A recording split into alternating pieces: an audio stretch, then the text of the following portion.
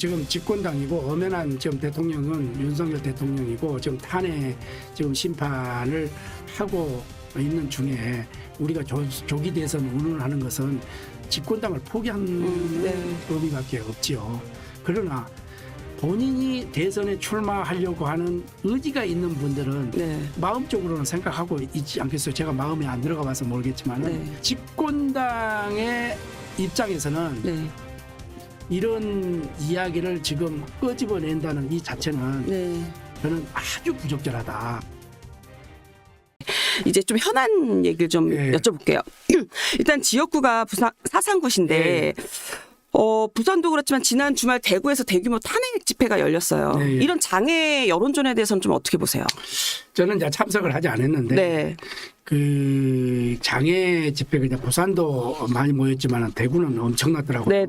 경찰 추산 5만이 넘었으니까. 그럼 사실 주택 추산은 더 엄청나다는 거거든요. 옛날 같으면 100만 이렇게 되는 거죠. 그러나 이제 이 경찰 추산에서 계산하는 방법이 있더라고. 경찰 추산 5만이면은 대단한 거거든요. 그것이 저는 그러한 목소리가 왜 이렇게 기인됐느냐. 뭐 대통령 뭐 탄핵 문제 이런 걸 떠나서 그게 전부 탄핵 반대파들만 모였다고 나는 보지 않습니다. 보지 않고 지금 아까도 누차 말씀드렸지만은 대한민국이 이렇게 가서는 큰일 나겠다. 어떤 점에서? 예를 들어서 지금 민주당이 독주를 하고 있잖아요. 하나도 뭐가 된 거야. 사실은 지금 여야가 머리를 맞대고 지금 국민의 그 생활 그리고 저 경제 또 상황 또 뭐 물가 또 뭐 유류값 뭐 고환율부터 시작해서 또 트럼프 2기가 출범해가지고 거기에 관세 정책 이런 수출 뭐 다양한 것이 있는데 지금 뭐 탄핵 그다음에 또 뭡니까 대통령 탄핵 이런 국면도 있지만은 계속해서 지금 입법이 좌클릭으로 계속 가고 있잖아요. 그래서 이거 큰일 났다고 우리 이래서는 안 되겠다. 이 국민들이 이 균형을 좀 잡아주는 이러한 그 모습 이러한 분들이 많이 좀 결집을 하고 있지 않느냐. 저는 이렇게 보는 겁니다. 그리고 특히나 2030들이 또 많이 모이잖아요.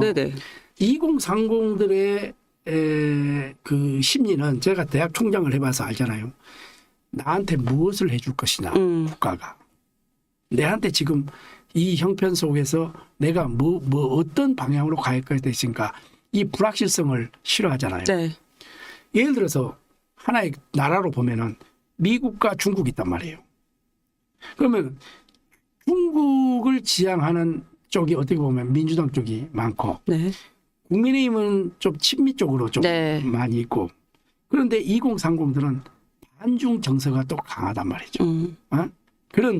이런 것이 굉장히 복합돼서 왔고 그다음에 또 거기에 이제 종교단체 이제 교회들 그래서 이 교회들의 목사님들 이런 분들은 그분들이 뭐 정치적인 성향이 있습니까? 정치를 하려고 하는 분들은 일부 있을 수도 있어요. 그러나 대다수의 목사님들은 그래도 국가와 국민을 위해서 우리가 기도를 해야 된다. 지금은 기도할 시기다. 이러한 것이 다 이게 종합적으로 모아져서 이러한 것이 광장으로 왔다. 광장으로 표출된 거 아니냐.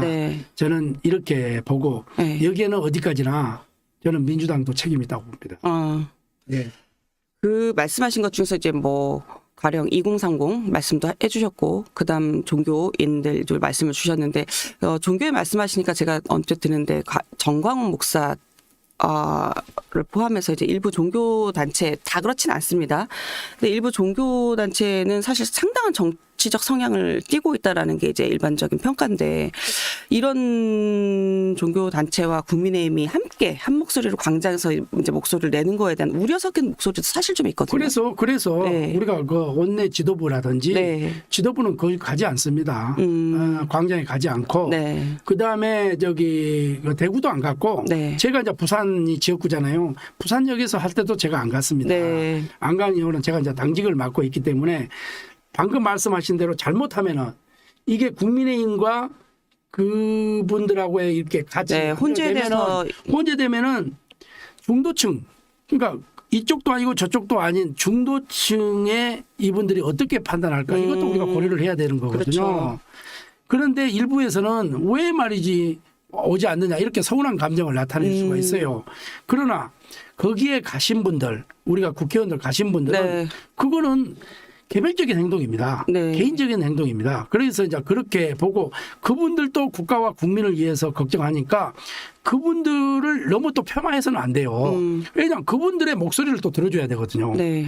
야, 그러면 그 광장에 나왔던 분, 뭐 부산역이든 뭐 저 동대구역이든 광장에 나왔던 분들의 그 목소리가 뭘까? 네. 그거를 또 들어주러 가는 거예요. 이 우리 국회의원들은 그 지역구에 있는 분들이. 특히 이제 지역구 계신 분들은 사실은 지역의 민심을 외면할 수가 사실 없고, 그렇죠. 그러면 이제 그 함께 해야 된다는 이런 것도 좀 있을 수 있어요. 그렇죠. 그래서 그분들이 그러면 그분들의 목소리를 듣고 그거를 또 저 국회 의정 활동하면서 그걸 정책에 반영하는 것도 또 정치인의 목이 아니겠습니까? 네. 그래서 저는 그분들이 뭐 갔다고 해서 그분들을 폄하한다든지 그분들을 매도한다든지, 또 오늘 아침에 보니까 어떤 분은 또 뭐 쓰레기 매립장에 뭐 이런 거로 표현한다는 거 하는 이 자체는 오만의 극치고 자만의 극치다.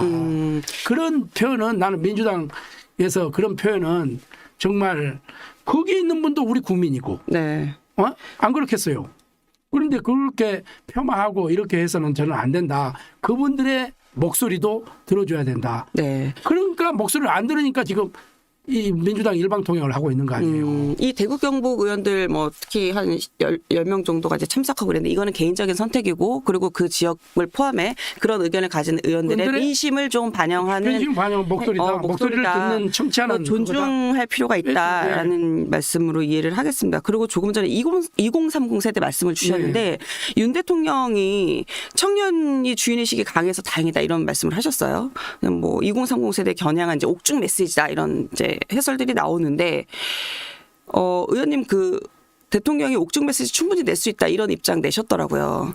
그렇다면 이 대통령의 이 메시지가 여론에 어느 정도 좀 영향을 미칠 거라고 전망하세요?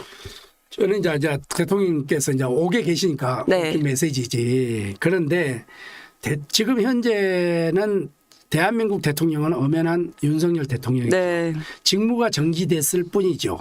그러나 대통령의 말 한마디는 국가와 국민을 위해서 걱정하는 말투로 네. 2030들을 걱정하고 또 국가와 국민을 위해서 걱정하는 그런 이야기는 충분히 원론적으로 이야기할 수 있는 거 아닙니까? 이것을 뭐 옥중 정치다 뭐 옥에서 말씀하니까 옥중 정치라고 이야기를 할 수는 있겠어요. 네. 이야기하는데 그거는 너무 좀 앞서 나가는 거고, 네. 그러면 대통령의 그런 옥중 메시지가 과연 얼마나 막힐까? 네. 영향을 미칠까? 영향을 네. 미칠까? 그거는 저는 반반이라고 생각을 합니다. 반반이다. 반반이라고 생각합니다. 왜 그러냐면은 대통령을 싫어하는 사람들은 그거는 아주 강하게 반대할 거고, 네. 대통령을 또 좋아하는 사람들은 그거는 뭐 또 좋은 메시지로 받아들일 거고, 민주주의라는 건 네. 그렇지 않겠어요? 아까도 말씀드렸지만 49% 반대와 51% 찬성으로 가는 거니까 그거를 가지고 네. 옥중 정치다, 옥중 메시지다 이렇게 하는, 옥에서 말하면 되니까 옥중 메시지지. 그거 틀린 표현은 아니에요. 틀린 네. 표현은 아닌데 저는 너무 침서봉대하는 거 아니냐 이렇게 보고, 아까 이제 질문을 하셨으니까 그런 메시지가 미치는 영향은 저는 반반이다. 반반이다. 이렇게 보고 있습니다. 그 윤 대통령 이제 국회의원들이 접견을 좀 계속 했었어요. 네. 그래서 뭐 개인적 차원이고 인간적인 도리다라는 이제 얘기를 해주셨는데, 이것도 이제 옥중 정치 줄 세우기다 이런 비판이 좀 있는데. 그런데 제가 이제 네. 그게 이제 저는 이제 면회를 안 갔어요. 네. 면회를 안 갔고, 그러는데 면회를 다른 내가 어느 분이라고 말을 안 했는데 네. 그 이제 대통령 제가 접견을 한번 해본 적이 있어요. 가서 보니까 이야기를 할 수 없어요. 이야기를 할 수 없는, 왜냐하면 CCTV 있죠. 네. 녹음이 돼요. 여기서 기본적인 이야기밖에 안 됩니다. 네. 요즘 건강이 어떻습니까? 어떻게 하든지 몸을 상하면 안 됩니다. 건강하셔서 그래 잘 있어요. 그러면서 하여튼 국가와 국민을 위해서 네. 하여튼 열심히 해주세요. 지금 막 와서 보니까 여러 가지로 뭐 걱정이 많습니다. 이런 기본적인 이야기예요. 네. 그걸 말고는 없어요. 자, 네. 그런데 지금 현재 이제 이 국회의원들이 이제 가잖아요. 이제 면회를 가잖아요. 네. 면회를 가는데 거기에 면회 가 있는 분들 다 보세요. 한번 윤 대통령하고 개인적인 관계라든지 그다음에 윤 대통령 정부에서 참여를 했다든지 네. 그리고 대통령 선거 때 같이 이 동반자로서 이 열심히 선거운동하면서 이 윤석열 정부를 탄생시키는데 네. 공이 있던 사람들이 가시잖아요. 그런데 대통령이 저 상태에 있는데 안 간다?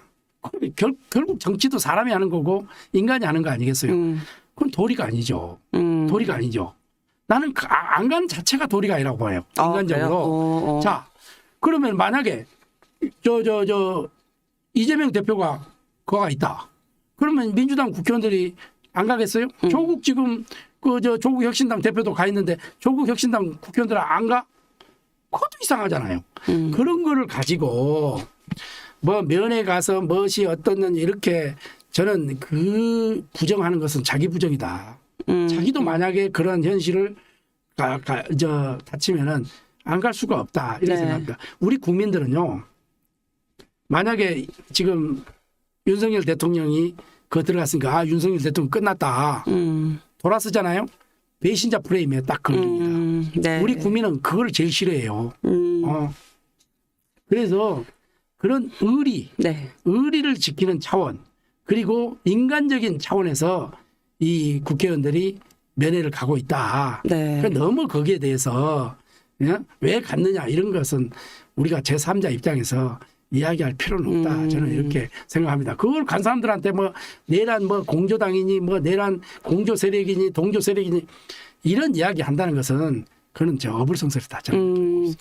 뭐 의리일 수도 있고 이게 지금 국민의힘 내부에서는 어쨌든 사법부의 이제 판단으로 좀 넘어가서일 수도 있고 그 조기 대선 관련해서는 말을 안 하는 게 이제 금기어처럼 돼 있는 상황인데 근데 이제 일각에서는 이런 고민도 하더라고요. 만약에 탄핵 인용이 된다면 만약입니다. 그러면 이제 조기 대선을 준비할 시간이 너무 부족하지 않냐 국민의 입장에서. 그럼 이제 국민의힘 일부 의원님들도 비공개 자리에서 말씀을 하시더라고요. 여기에 대해서는 어떻게 생각하세요? 그렇겠죠. 네. 그게 이제 숙명이죠. 우리가 봐서는. 왜냐하면 지금 집권당이고 엄연한 지금 대통령은 윤석열 대통령이고 지금 탄핵 지금 심판을 하고 있는 중에 우리가 조기 대선 운운하는 것은 집권당을 포기하는 의미밖에 없지요. 그러나 본인이 대선에 출마하려고 하는 의지가 있는 분들은 마음적으로는 생각하고 있지 않겠어요. 제가 마음에 안 들어가 봐서 모르겠지만 나름대로 그렇지 않겠어요. 그러나 우리가 집권당의 입장에서는 이런 이야기를 지금 끄집어낸다는 이 자체는 저는 아주 부적절하다. 이렇게 보고 아까도 숙명이라고 이야기했잖아요. 만약의 경우 수를 또 봐야 되잖아요. 그렇기 때문에 우리가 지금 2030부터 이제 정책적인 것을 쭉 꾸준히 해왔단 말이죠. 그런데 만약에 그런 일이 안 이루어져야 되는데 이루어질 경우에는 부족하다. 그것도 숙명이에요. 그것도 숙명이다. 숙명이에요. 왜 그러냐면은 그럼에도 불구하고 지금 조기 대선을 운운하고 조기 대선을 꿈을 꾸고 이렇게 하는 것은 정당의 이론으로서 동지 의식으로서는 많이 결여돼 있다. 많이 결여돼 있다. 아까 말씀하시면서 조기 대선의 이제 주자로 뜨려고 하시는 분들 입장에서는 이제 조금 마음속에 저함이 표현을 하지 못하지만 있을 수도 있다 그 말씀을 하셨잖아요. 그래서 제가 이제 말씀드리면서 문득 그러면 지금 여당의 소위 말해 유력 이제 후보군으로 꼽히는 분들이 뭐 김문수, 오세훈, 한동훈, 그다음 홍준표, 유승민 요 한 5명 정도라고 볼 수 있는데 이 5분이 지금 언론이나 이제 공개적으로 하는 행보를 놓고 봤을 때 누가 가장 적절한 행보를 한다고 보세요? 저는 적절한 행보를 지금 하고 있다고 하는 사람 한 명을 꼽으라면 나는 홍준표 대구시장이라고 했어요. 홍준표 대구시장은 메시지는 내지만은 이렇게 뭐 움직임에 대해서는 조금 자제를 하고 있는 행패인 것 같고 김문수 장관은 어쨌든 여당 내에서 여당 후보군 내에서는 그래도 좀 1등도 하고 예, 지지율 이러고 있는데 지금 공개 메시지 내지는 않고 있어요. 그렇죠. 나는 김문수 장관님의 행동이 네. 아주 적절하다. 아주 적절하다. 이렇게 봅니다. 왜 그러냐면은 이분도 굉장히 훌륭한 분이잖아요. 네. 노동운동도 했죠. 민주화운동도 했죠. 그다음에 국회의원도 했죠. 경기도지사도 했죠. 장관까지 했잖아요. 스펙면이나 또 청렴하죠. 어떤 면에 내놔도 손색이 없습니다. 그러나 제가 김문수 장관을 잘 압니다. 네. 저하고도 개인적인 친하고 친분이 그런데 김문수 장관님은 본인이 본인을 너무 잘 알아요. 본인이 본인을 너무 잘한다. 네, 그래서 굉장한 현명한 판단을 하시리라 저는 믿고 그 판단이라면 주자로 나서지 않는다? 뭐 저는 제 개인적인 생각은 나는 김문수 장관님은 아마 안 나오실 거로 저는 제가 알고 있는 김문수 장관님은 그렇게 보고 있어요. 네. 보고 있는데 모르죠. 그거는 또 김문수 장관님이 어떤 또 판단을 하고 있을지 모르지만은 지금까지 내가 지켜본 우리 김문수 장관님 저하고의 이전 제가 네. 예, 봤을 때 그런 거고 저는 그 소신이 있고 네. 자기 이 생각이 뚜렷한 분이 네. 나는 김문수 장관님이라고 이렇게 생각을 해요. 그래서 누구보다도 장관님이 그런 판단을 잘 하실 거나 네. 이렇게 보는데 또 정치는 네. 생물이기 때문에 어떻게 변할지 언제든지 또 변할 수도 있잖아요. 변할 수 있고 또 정치는 또 가능성의 예술이니까 네. 또 바뀔 수도 있다 이렇게 보고 오세훈 서울시장은 어떤가요? 오세훈 서울시장은 사실은 단체장 중에서는 처음으로 그 계엄에 대해서 반대 입장을 얘기를 하고 다만 최근에는 그 윤석열 정부의 외교에 관련해서는 찬성한다. 더 깊게 따를 건 따라야 된다. 이렇게 조금 얘기를 하고 있더라고요. 그래서 이제 우리 이제 오세훈 장관 시장도 저하고 친하잖아요. 그러세요? 식사도 엄청 친해요. 그런데 오세훈 시장님은 제가 볼 때는 하여튼 훌륭한 분이고 서울시도 잘 이끌고 이렇게 하는데 조금 메시지가 저는 좀 약하다. 메시지가 약하다. 그럼 더 각을 세워야 된다는 말씀이세요? 아니 메시지가 약한데 그런데 저는 이 정치와 그 주식과 골프는 타이밍이라고 생각하는데 정치와 주식과 골프는 타이밍이다. 타이밍이다. 네. 그런데 오세훈 시장님은 타이밍을 잘 못 맞추는 것 같아. 아 그래요? 그런 생각이 좀 들어요. 아쉬움이 있어요. 그게 그 하나만 예를 들면 예를 들어서 저 계엄이라든지 이런 탄핵 과정에서 이제 좀 이렇게 그 메시지를 특정 메시지를 낼 때 타이밍이 있는 거거든요. 그 타이밍이 조금 약하지 않나. 참모들이 그런 부분은 조금 보완을 해줘야 될 필요성이 있다. 이런 그거고. 한동훈 유승민 그러니까 또 이 홍준표 대표는 네. 타이밍, 네. 메시지 이런 것에 굉장히 강하잖아요. 다른 주자들이 10번 내면 한 번 내는 게 오히려 더 정치적인 파장을 일으키잖아요. 네. 호불호가 또 강해요. 네. 그분은 강하고 그러나 이제 정치인은 두 가지를 저는 가져야 된다고 생각을 해요. 여러 면이 있지만은 네. 무슨 청렴성이라든 이거는 기본이고 네. 첫째는 미래를 보는 해안이 있어야 됩니다. 비전. 네. 그다음에 두 번째는 독특한 자기만의 아이덴티티가 있어야 돼요. 독특한 정체성. 네. 홍준표 너무 세다 강하다 이렇게 하는 그걸 빼면 홍준표가 아니죠. 그걸 빼면 홍준표가 아니다. 트럼프가 그걸 빼면 트럼프가 아니었죠. 네. 그렇습니다. 그런 거고 아까 또 누구였죠? 한동훈 메시지 강한 걸로는 유승민 전 의원. 유승민 전 의원은 부드러우면서 메시지가 이제 이렇게 던지는데 네. 유승민 의원은 자기 입장에서 굉장히 억울한 면이 또 있지요. 그런데 TK PK에서 박근혜 정부 TK PK에서 배신자 프레임에 딱 걸려 있잖아요. 네. 본인은 굉장히 얼마나 억울하겠어요, 사실은. 이제 그런 점을 어떻게 극복할 것이냐. 네. 이런 게 좀 있는. 당내에서 극복할 수 있을까요? 이번 경선을 만약에 치른다면. 그게 굉장히 지금 딜레마예요, 사실은. 네. 왜냐하면 우리가 TK PK가 우리의 국민의힘의 본산이잖아요. 그럼요, 집토끼인데. 집토끼고 그 다음에 책임당원도 60%가 넘어요. 맞습니다. 그래서 거기서 어떻게 지금 우리가 일단 당내 후보가 돼야 되잖아요. 그렇죠. 경선을 가야 본선도 갈 수 있는 거니까. 그러니까 예선전을 치러야 되는데 네. 그래야 링에 오를 거 아니에요. 그렇죠. 이런 점이 나는 유승민 전 의원 입장에서는 전 의원 입장에서는 굉장히 억울할 거라고 나는 생각을 해요. 그러나 유승민 의원을 지지하는 세력들도 많아요. 네. 많아요. 그래서 이제 그런 점 또 마지막으로 한동훈 대표는 경험이 좀 부족하죠. 많이 부족하죠. 법조인 경험만 있다. 법조인 경험은 법조는 뭡니까? 사법과 행정과 입법 있잖아요. 네. 사법부는 과거 지향적이잖아요. 그렇죠. 과거에 당신이 뭐 했으니까 죄를 지었으니까 해라. 행정은 현재형이잖아요. 그렇습니다. 법의 테두리에서 움직이잖아요.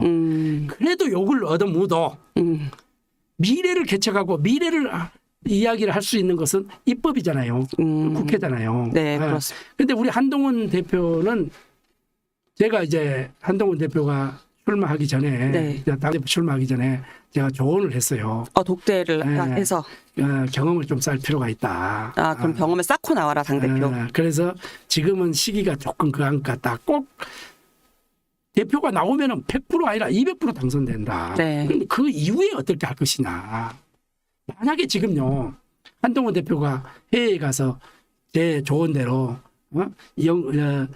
독일에 가서 남북 문제, 그러니까 서독과 동독 통일 네. 문제 연구하고, 그다음에 스웨덴에 가서 복지 문제 연구하고, 그다음에 영국에 가서 보수의 본류인 보수가 왜 이렇게 강한가 네. 이걸 연구하고, 그다음에 미국 가서 차세대 주자들 만나서 의논하고 대화하고 이러면 4.30이 12달이에요. 지금쯤 미국에서 머물고 있었다. 한동훈을 대적할 만한 인물이 없죠. 그런데 아까도 이야기했지만 타이밍. 이런 것을 해서 굉장히 좀 아쉬운 면이 있어요. 네. 한동훈 대표하고 이야기를 해보면 굉장히 자기 이 소신이 뚜렷한 분이에요. 네. 소신이 뚜렷한 분인데 저는 이 조금 우리 한동훈 대표는 좀 경험에 있어서 이게 국회에 보니까 초선, 재선, 3선, 4선, 5선 있잖아요. 네. 이게 선수의 깡패라는 말이 있어요.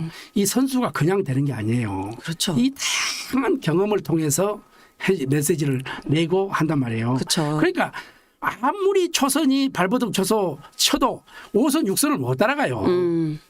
경륜이 아무래도 그럼요. 있으니까요. 그게 이제 경험이라는 게 네. 상임위를 굉장히 경험하고 중요한 거거든요. 여야 협상 경험도 있고. 예. 그런 부분에서 네. 우리 한동훈 대표는 조금 경험에 좀 부족이다. 그러면 내가 이게 대선 주자들을 거의 다 평을 했네요. 그러니까 초선 같지 않은 중진으로서 평을 하신 거죠. 그래요? 아니 제가 이 이제 정치적 그동안에 경륜을 가지고. 정치권에서 여러 있었고 네. 제가 이제 수많은 사람들을 만나죠. 여야에 또 많이 알고 그리고 여의도 연구원장을 했기 때문에 그동안에 아까 말씀한 대로 경험을 네. 바탕으로 이야기를 해서 네. 제가 이게 참 부족한 제가 그 분에 넘치게 네. 이렇게 좀 그래도 대선 주자들을 평을 했네요. 하여튼 좀 부족한 점이 있으면은 제가 좀 용서를 해주시기 바랍니다. 알겠습니다.